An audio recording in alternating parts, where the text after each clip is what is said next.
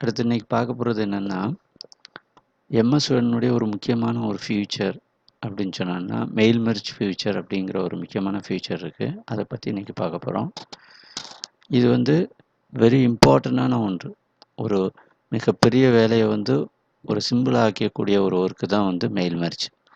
இப்போ சப்போஸ் இப்போ ஒரு ஷாப் நடத்திட்டு வரீங்க, உங்களுடைய கஸ்டமர் எல்லாருக்கும் ஒரு மெயில் அனுப்பணும். இப்போ எக்ஸாம்பிளுக்கு இந்த டிஸ்கவுண்ட் இந்த ஃபெஸ்டிவலை முன்னிட்டு என்ன செய்கிறோம், தீபாவளி ஃபெஸ்டிவலை முன்னிட்டு உங்களுக்கு டிஸ்கவுண்ட் கொடுக்குறோம் அப்படிங்கிற மாதிரி ஒரு மெயில் ரெடி பண்ணணும். ஆனால் மேட்ரு ஒன்று தான். ஆனால் உங்கள்கிட்ட கஸ்டமர் ஆயிரக்கணக்கான கஸ்டமர் இருப்பாங்க. எல்லாருக்குமே அந்த ஒவ்வொரு ஆட்களுடைய நேமு போட்டு தனித்தனியாக ரெடி பண்ணணும் அப்படின்னு சொன்னோன்னா உங்களுக்கு என்னது ஒவ்வொரு இதாக ஒரு பக்கத்தை ரெடி பண்ணிட்டு அதை காப்பி பண்ணி பேஸ்ட் பண்ணியோ இல்லைனா திரும்ப டைப் பண்ணியோ நேரத்தை வீணடிக்கக்கூடிய இந்த ஒர்க்கை ரொம்ப சிம்பிளாக்கக்கூடிய ஒரு ஒர்க்கு தான் மெயில் மெர்ஜ் அப்படிங்கிறது. இந்த மெயில் மெர்ஜ் மூலமாக என்ன பண்ணிக்கலாம் அப்படின்னு சொன்னோன்னா, நீங்கள் அந்த டிஸ்கவுண்ட் மேட்ரை ஒரு லெட்டரை நீங்கள் ஒரு தனியாகவும், அடுத்து என்னென்ன கஸ்டமர்லாம் இருக்காங்களோ அவங்களுடைய லிஸ்ட்டு உங்கள்கிட்ட ஏற்கனவே இருந்தால் அதை இதில் ஜாயின் பண்ணிக்கலாம். அப்போ 1000 கஸ்டமர் இருக்காங்க அப்படின்னு சொன்னோன்னா, அந்த 1000 கஸ்டமரையும் என்ன செஞ்சுக்கலாம், அந்த 1000 லெட்டரை உருவாக்கிக்கலாம். இந்த ஃபியூச்சருக்கு பேர் தான் மெயில் மெர்ஜ் அப்படிங்கிறோம். இந்த மெயில் மெர்ஜினுடைய முக்கியமான 3 ஸ்டெப்ஸ் இருக்குது. ஏன்னா முதல் ஸ்டெப் என்ன அப்படின்னு சொன்னோன்னா, மெயில் மெர்ஜுக்கான லெட்டரை உருவாக்குறது, லெட்டரை டைப் பண்ணுறது தான் ஃபஸ்ட்டு ஸ்டெப். ஏன்னா ரெண்டாவது ஸ்டெப் என்ன அப்படின்னு சொன்னோன்னா, அந்த அந்த கஸ்டமருடைய டீட்டெயில்னு சொல்கிறோம்ல, அந்த கஸ்டமருடைய ஃபீல்டு லிஸ்ட்டை ரெடி பண்ணுறது. சரியா? அடுத்து டேட்டா ரெடி பண்ணுறது. மூணாவதாக அந்த லெட்டரையும் டேட்டாவையும் டேட்டா அண்டு லெட்டரை என்ன மெர்ஜ் பண்ணுறதுக்கு மூணாவது ஸ்டெப்பில் இந்த மூணையும் மெர்ஜ் பண்ணிடுறோம். ஏன்னா இந்த 3 ஸ்டெப்பு மூலமாக நம்ம என்ன பண்ணிக்கலாம், ஒரு மெயில் மெர்ஜ் ஃபீச்சரை ஈஸியாக தெரிஞ்சுக்கலாம். கொஞ்சம் கவனமாக கவனிச்சிங்க. இந்த நம்ம கொடுக்கக்கூடிய இந்த எக்ஸாம்பிளை நீங்களே ஒர்க் பண்ணி பார்த்தீங்கன்னா ரொம்ப ஈஸியான முறையில் உங்களுக்கு புரிஞ்சிடும். சரியா? அதுக்கு முதல் ஸ்டெப் என்ன அப்படின்னு சொன்னோன்னா, இந்த மெயிலிங் அப்படிங்கிற அந்த டேப்புக்கு போகிறோம்.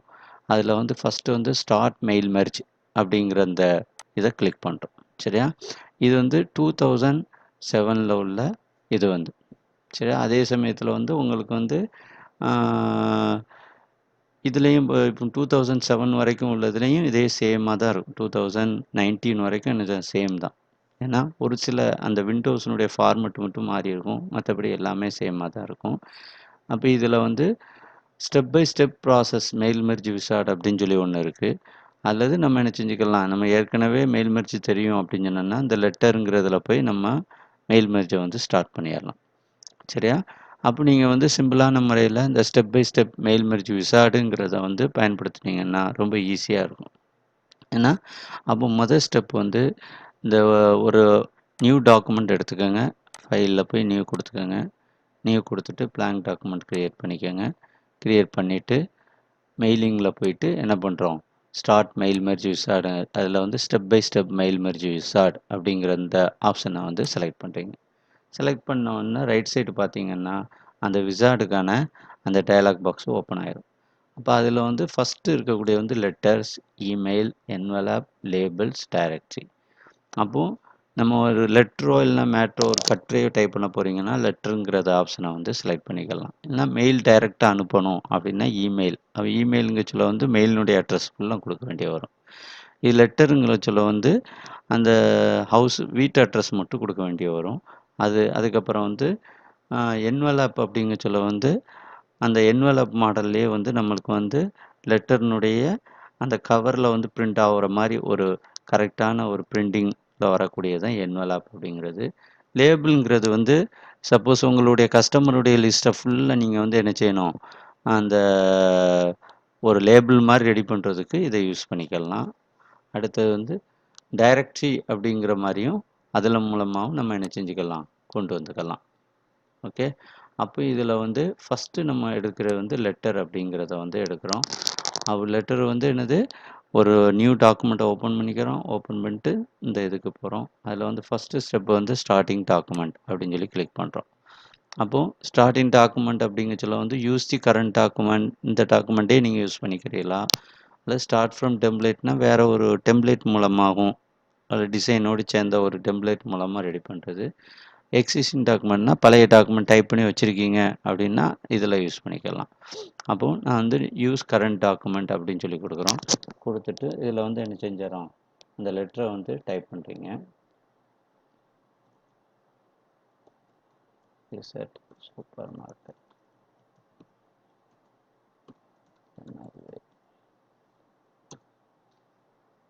இது வந்து சென்டர் அலைன்மெண்ட் பண்ணுறது உங்களுக்கு தெரியும் அப்படி தானே. இதை செலக்ட் பண்ணுறோம், ஹோமுக்கு போகிறோம், சென்டர், அதுக்கப்புறம் அதுக்கு வந்து வேறு கலர் ஃபாண்ட் கலர் மாற்றுறீங்க, அதுக்கப்புறம் வந்து ஃபாண்ட் நேம் மாற்றுறீங்க,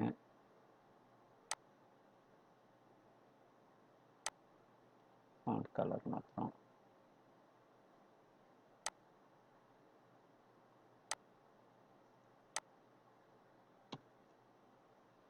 அதுக்கப்புறம் இதை சென்டர் அலைன்மெண்ட் கொடுக்குறீங்க, அதுக்கு வேறு கலர் கொடுக்குறீங்க, கொஞ்சம் போல்டு கொடுக்குறீங்க, திக்னஸ்ஸு அண்டர்லைன் கொடுக்குறீங்க.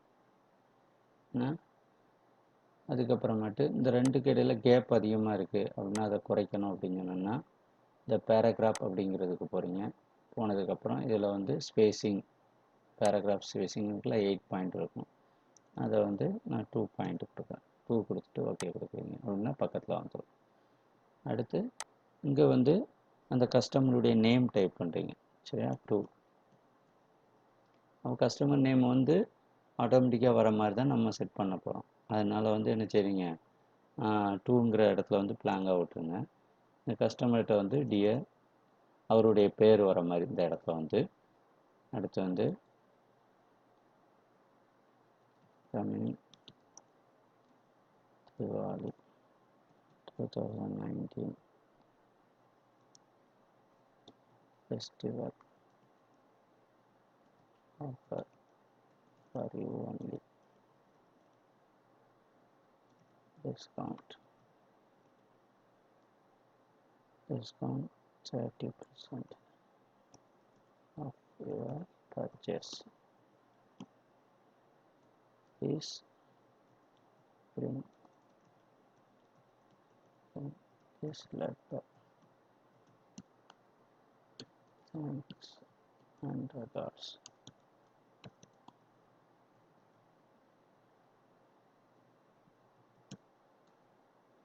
இதுக்கப்புறம் வந்து ஒரு வேர்ட் ஆர்ட் ஏதாவது ஒன்று ஆட் பண்ணிக்கிறீங்க.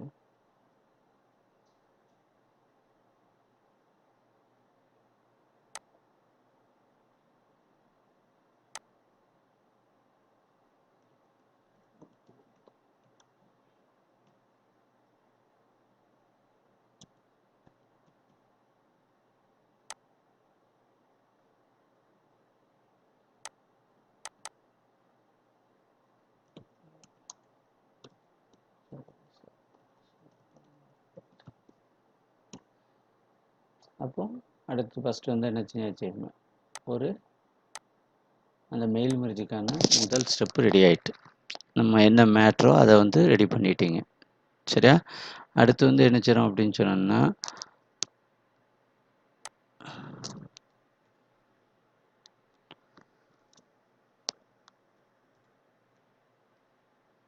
அடுத்த ஸ்டெப் என்னது அப்படின்னு சொன்னோம்னா ரெசிபெண்ட் செலக்ட் பண்ணுறது, சரியா. அப்போ வந்து அந்த ரெசிபெண்ட்டுங்கிறது தான் அந்த அட்ரஸ்னுடைய லிஸ்ட்டு, உங்கள் கஸ்டமருடைய லிஸ்ட்டுன்னு சொல்கிறோம்ல அந்த லிஸ்ட்டு. அப்போ வந்து இந்த இதில் வந்து என்ன செய்கிறோம், செலக்ட் ரெசிபெண்ட்னா புதுசாக இது பண்ணுறது. அப்போ வந்து நெக்ஸ்ட் கொடுக்குறீங்க அடுத்த ஸ்டெப்பு. அதில் வந்து பழைய ஏற்கனவே கஸ்டமர் ஒரு தடவை நீங்கள் போன ஃபெஸ்டிவலுக்கு அனுப்பியிருந்தீங்க அப்படின்னு சொன்னீங்கன்னா அதில் வந்து என்ன எக்ஸிஸ்டிங் லிஸ்ட்டில் இருந்து பழைய கஸ்டமருடைய லிஸ்ட்டை ஃபுல்லாக எடுத்துக்கலாம், திரும்ப வந்து டைப் பண்ணணுங்கிற அவசியம் இல்லை. அல்லது என்ன செய்கிறோம், அந்த இப்போ இமெயில் அனுப்புகிறீங்க அப்படின்னு சொன்னோன்னா அவுட்லுக்கில் இருந்து எல்லா காண்டாக்டையும் எடுத்துக்கலாம். அப்போ வந்து டைப் ஏ நியூ லிஸ்ட் அப்படின்னு சொல்லி கொடுக்குறோம். அப்போ டைப் ஏ நியூ லிஸ்ட்டுங்க சொல்ல வந்து புதுசாக இப்போ தான் நீங்கள் வந்து என்ன செய்றீங்க, முதல் எடுக்கும் வந்து அந்த அவங்களுக்கு வந்து கஸ்டமருக்கு வந்து லெட்டர் அனுப்புகிறீங்க அப்படின்னு சொன்னோன்னா கிரியேட் அப்படிங்கிறத கிளிக் பண்ணணும். கிளிக் பண்ணிட்டீங்க அப்படின்னு சொன்னோன்னா ஏற்கனவே டிஃபால்ட்டாக சில நேம்ஸ் இருக்கும், அப்போ அந்த இத ஃபுல்லா எடுத்து விட்டுட்டு, நம்மளுக்கு என்னென்ன கஸ்டமருக்கு தேவையோ அந்த ஃபீல்ட மட்டும் குடுக்கணும். அப்ப ஏற்கனவே இருக்கக்கூடிய ஃபீல்டு மட்டும் போதுன்னா, நீங்க டைரக்ட்டா இந்த செல்லுல வச்சு டைப் பண்ணிறலாம். டேபிள்ல எப்படி டைப் பண்ணுவோம், அதே மாரி இங்க டைப் பண்ணிக்கலாம். அது வேண்டாம் எனக்கு வந்து வேற வேற ஃபீல்டு நேம் வேணும் அப்படின்னா, இதில வந்து கஸ்டமைஸ் காலம் அப்படின்னு சொல்லி இருக்கும். அத கிளிக் பண்ணிக்கங்க. ஏற்கனவே இருக்கக்கூடிய ஃபீல்ட் ஃபுல்லா அழிச்சிருங்க. ஏற்கனவே இருக்கக்கூடிய எல்லா ஃபீல்டையும் அழிச்சு விட்டுருங்க.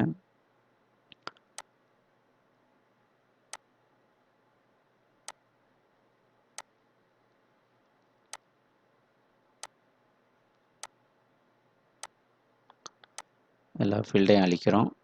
அது ஒவ்வொண்ணா கிளிக் பண்ணி டெலீட் பட்டன கிளிக் பண்ணிட்டீங்கன்னா, அந்த ஃபீல்டு வந்து ஏற்கனவே இருக்கக்கூடிய அந்த ஒவ்வொரு அட்ரஸுக்கும் கூடிய அந்த முக்கியமான ஃபீல்டு வந்து அத ஃபுல்லா எடுத்து விட்டுர்றோம். அந்த ஹெட்டிங் சொல்றோம்ல, அந்த ஒவ்வொரு இப்போ நேமு, அட்ரஸு அப்படிங்கிற அந்த ஹெட்டிங்க ஃபுல்லா ஃபர்ஸ்ட்டு இருக்கக்கூடிய ஹெட்டிங்க ஃபுல்லா எடுத்துர்றோம்.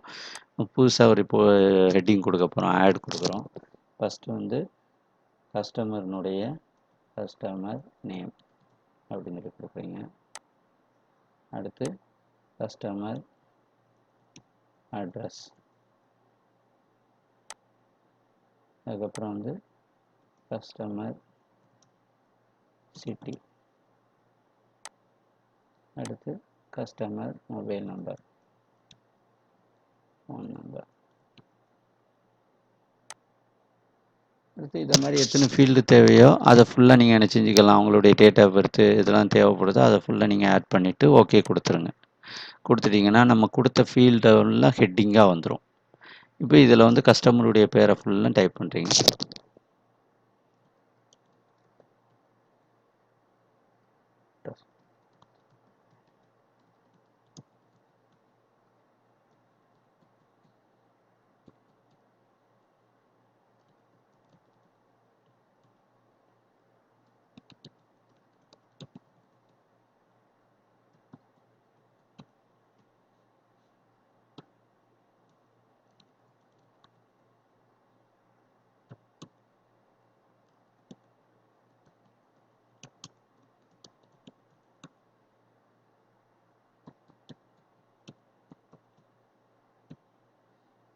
இந்த மாரி நீங்க எத்தனை அட்ரஸ்னாலும் உங்களுடைய கஸ்டமருடைய லிஸ்ட்ட ஃபுல்லா இதில ஸ்டோர் பண்றீங்க. இப்போ ஸ்டூடண்ட் லிஸ்ட்னா ஸ்டூடண்ட்டுடைய லிஸ்ட் ஃபுல்லா ஸ்டோர் பண்றீங்க. ஸ்டோர் பண்ணிட்டு, அப்போ எந்த ஒரு இதையும் இந்த ஃபீல்டு இந்த ஹெட்டிங்க வந்து மேனேஜ் பண்ணுறதுக்கு என்ன செய்யணும், கஸ்டமைஸ் காலம் குடுக்கணும். நியூ என்ட்ரி குடுத்தீங்கன்னா வரும். இல்லன்னா ஆட்டோமேட்டிக்காவே அடுத்தடுத்த ஆரோ யூஸ் பண்ண இந்த இந்த இத குடுத்து நியூ என்ட்ரி குடுத்துட்டீங்கன்னா, அடுத்து ஒரு காலம் வந்துரும். அடுத்து ரோ வந்துரும். நம்மளுக்கு வேண்டாம் அப்படின்னா டெலீட் என்ட்ரி குடுத்துட்டீங்கன்னா, அந்த ரோ வந்து வேண்டாம் அப்படின்னா போயிரலாம். அப்போ நியூ என்ட்ரிங்க சொல்ல வந்து அடுத்த கஸ்டமர் வேற யாரும் ஆட் பண்ணணும்னா நியூ என்ட்ரி குடுத்து ஆட் பண்ணிக்கலாம். தேவையில்லாத கஸ்டமர வந்து டெலீட் என்ட்ரி குடுத்து டெலீட் பண்ணிக்கலாம். சரியா? அப்போ குடுத்துட்டு ஓகே குடுக்குறீங்க. குடுத்துட்டீங்க அப்படின்னு சொன்னோம்னா, அதனுடைய அட்ரஸ ஃபுல்லா ஸ்டோர் பண்ணி வைக்கிறதுக்குள்ள இந்த ஒரு அதனுடைய நேம் கேட்கும். அத சேவ் பண்ணி வச்சுக்கோங்க. Customer list. கஸ்டமர் லிஸ்ட்டுன்னு குடுத்துட்டு சேவ் குடுக்குறீங்க. ஏன்னா வந்து இது எதுக்குன்னா, திரும்ப வந்து யூஸ் பண்ணச்சுல திரும்ப அதே இத வந்து டேட்டா டைப் பண்ணிட்டு இருக்கணுங்கிற அவசியம் இல்ல. திரும்ப எடுத்துக்கலாம். அப்போ சேவ் குடுக்குறீங்க. சேவ் குடுத்துட்டீங்கன்னா, இதில பார்த்துக்கலாம். கரெக்ட்டா இருக்கா? இதில சார்ட் அரேஞ்ச் பண்ணி எடுத்துக்கலாம். ஏன்னா, ஃபில்டர் பண்ணிக்கலாம். இப்போ திருநெல்வேலிக்கா இப்போ டவுன்காரங்களுக்கு மட்டும் தனியா ஒரு இது அப்படின்னா, அந்த ஃபில்டர் குடுத்து நம்ம என்ன செஞ்சுக்கலாம், ஒரு குறிப்பிட்ட இத மட்டும் ஃபில்டர் பண்ணியும் எடுத்துக்கலாம். ஒரு 2, 3 ரெக்கார்டு கிடக்குன்னா, ஃபைண்ட் டூப்ளிகேட் குடுத்து அத டெலீட் பண்ணி விட்றதுக்கு இத யூஸ் பண்ணிக்கலாம். மெயில் மெர்ஜ் ரெசிபியன்ஸ வந்து இது வந்து மேனேஜ் பண்ணக்கூடியது. இத குடுத்துட்டு ஓகே குடுக்குறீங்க. குடுத்துட்டீங்கன்னா, மெயிலிங்கில பார்த்தீங்கன்னா, இந்த இந்த இது வந்து எனேபிள் ஆயிருக்கும். சரியா? முன்னால ஃபர்ஸ்ட்டு ஸ்டார்ட்டிங் ஸ்டெப்ல வந்து இது எனேபிள் ஆகாதது. இது வந்து என்ன செய்யும்? எனேபிள் ஆயிருக்கும். அப்போ எந்த இடத்துலலாம் என்னென்ன ஃபீல்டு வேணுமோ அத குடு. இப்போ எக்ஸாம்பிளுக்கு இந்த இடத்துல வந்து எனக்கு வந்து என்ன செய்யணும்? கஸ்டமருடைய நேம் வரணும். அப்படின்னு வச்சுக்கோங்க. அப்போ அதில கிளிக் பண்ணிட்டு இன்சர்ட் மெயின் வச்சு வந்து கஸ்டமர் நேம். அடுத்து வந்து கஸ்டமர் அட்ரஸ். அடுத்து வந்து கஸ்டமர் சிட்டி. அடுத்து கஸ்டமர் மொபைல் நம்பர். இந்த டியர்ங்கிற இடத்துலயும் அவங்களுடைய நேம் வரணும். அப்போ அந்த இடத்துல வச்சுட்டு கஸ்டமர் நேம். அப்போ இதோட 2வது ஸ்டெப் முடிஞ்சிரும். 2வது ஸ்டெப் என்னது? என்னென்ன ஃபீல்டு அப்படிங்கிறத வந்து கிரியேட் பண்றோம். அதுக்குள்ள டேட்டா வந்து நம்ம குடுக்குறோம். அவ்வளோதான். சிம்பிளா இது முடிஞ்சுட்டு அப்படின்னு சொன்னாலே மேக்ஸிமம் முடிஞ்ச மாரி. அதுக்கப்புறம் என்னது, அப்போ ப்ரீவியஸ் அது இதோடயும் முடிஞ்சிரும். இது இது பண்ணதுக்கப்புறம் ரைட்டிங் லெட்டர ரைட் பண்ணியாச்சு. அதுக்கப்புறமா என்ன செய்றோம், ப்ரிவ்யூவர் லெட்டர். சரியா? அந்த லெட்டர் வந்து எப்படி இருக்கும் அப்படின்னு பார்க்கணும்னா, ப்ரிவ்யூ குடுத்துட்டீங்கன்னா எப்படி இருக்குங்கிறத பார்த்துக்கலாம். அடுத்தடுத்த ரெக்கார்ட போய் பார்க்கலாம். சரிதா? அல்லது இந்த டவுன் ஆரோ யூஸ் பண்ணியும் கரெக்ட்டா இருக்கா? நம்ம டைப் பண்ணது எல்லாம் கரெக்ட்டா இருக்கா? அப்படி இல்லன்னா நம்ம என்ன செஞ்சுக்கலாம், திரும்ப பழைய ஸ்டெப்புக்கு வந்து நம்ம வந்து அரேஞ்ச் பண்ணிக்கலாம். சரியா? அப்போ ஓகே அப்படின்னா, கம்ப்ளீட் த மெர்ஜ் அப்படின்னு சொல்லி இருக்குல்ல, இந்த கடைசி ஸ்டெப். அப்போ இத கிளிக் பண்ணிட்டீங்கன்னா, நம்மளுக்கு வந்து ஒவ்வொரு ரெக்கார்டும் தனித்தனியா கிடைச்சிரும். நம்ம என்ன செஞ்சுக்கலாம், இத வந்து என்ன ஒவ்வொரு ஒவ்வொரு இதுக்கும் நம்ம என்ன செஞ்சுக்கலாம், அத வந்து சென்ட் பண்ணிக்கலாம். அடுத்தடுத்த ரெக்கார்டு இங்க வந்துரும். அது கஸ்டமர் 2, கஸ்டமர் 3 அப்படிங்கிறத யூஸ் பண்ணிக்கலாம். அப்போ மெயில் மெர்ஜிங்கிறது நான் கொடுத்த எக்ஸாம்பிள அப்படியே நீங்கள் பண்ணி பார்த்தீங்கன்னா, உங்களுக்கு வந்து ஒரு ஈஸியான முறையில் வந்து இதை அண்டர்ஸ்டாண்ட் பண்ணிக்கலாம். இது வந்து ஸ்டூடெண்ட்டாக இருந்தேன்னா, அவங்களுக்கு வந்து என்னது கண்டிப்பாக கொஸ்டின்கள் கேட்கக்கூடிய ஒரு கொஸ்டின் எம்எஸ் வேர்டில் வந்து அதே இது வந்து மற்ற மற்ற எம்எஸ் வேர்ட் படிக்கணுங்கிறவங்களுக்கும் இது வந்து அவங்களுடைய லைஃப்பில் வந்து கண்டிப்பாக யூஸ் பண்ணக்கூடிய ஒரு ஃபியூச்சர். ஒரு கஸ்டமர் அவங்களுடைய ஒரு பெரிய கம்பெனி நடத்துகிறாங்கன்னா, அவங்களுக்கு லெட்ரு அவங்களுடைய எம்ப்ளாயிக்கு ஒரே மாதிரியான ஒரு லெட்டர் அனுப்ப சொல்ல இது ரொம்ப யூஸ்ஃபுல்லாக இருக்கும். அதனால் வந்து என்ன செய்யுங்க, இந்த ஃபியூச்சரை வந்து யூஸ் பண்ணி பாருங்கள்.